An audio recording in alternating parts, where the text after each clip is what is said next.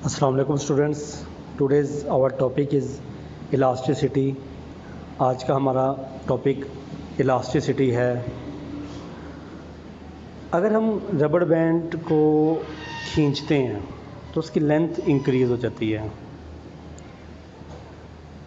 Similarly अगर हम किसी स्प्रिंग के पॉइंट को किसी को खींचते हैं या स्प्रिंग बैलेंस पे कोई लोड लटकाते हैं तो स्प्रिंग बैलेंस की लेंथ चेंज हो जाती है, और जैसे ही हम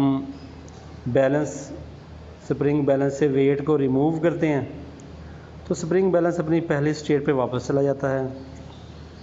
कुछ ऑब्जेक्ट्स हमने देखे हैं कि कुछ ऑब्जेक्ट्स ऐसे होते हैं कि जिन पर से अगर फोर्स रिमूव की जाए, फोर्स हटाई जाए तो अपनी इनिशियल स्टेट पर वापस चले जाते हैं। ऐसी बॉडीज़ इलास्टिक बॉडीज़ कहलाती हैं। वो फोर्स जिसकी वजह से बॉडीज़ की शेप, वॉल्यूम या साइज़ चेंज होता है, इस फोर्स को डिफॉर्मिंग फोर्स कहते हैं। The applied force that change shape, length or volume of a substance is called deforming force। अक्सर ये देखा गया है कि कुछ बॉडीज़ ऐसी होती हैं जिन पर डिफॉर्मिंग फोर्स अगर रिमूव की जाए तो बॉडी अपनी प्रीवियस यानी ओरिजिनल स्टेट पर वापस चली जाती हैं।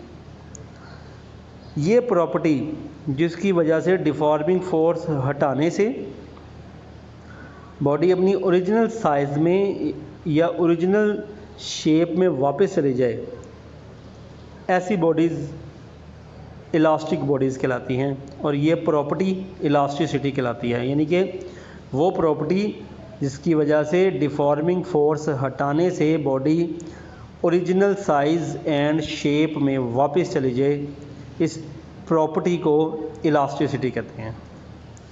आगे हम स्ट्रेस को डिस्कस करेंगे। स्ट्रेस क्या होता है? वो फोर्स जो बॉडी की यूनिट एरिया पर लगने वाली, यूनिट एरिया पर एक्ट करने वाली वो फोर्स जो बॉडी की शेप, साइज़ या वॉल्यूम में चेंजिंग लाती है, यानी कि जो बॉडी में बिगाड़ पैदा करती है, वो फोर्स, उस फोर्स को हम लोग स्ट्रेस कहते हैं। Force acting on unit area at the surface of a body is called stress। यानी कि यूनिट एरिया पर एक्ट करने वाली फोर्स स्ट्रेस कहलाती है। Stress is equal to force over area.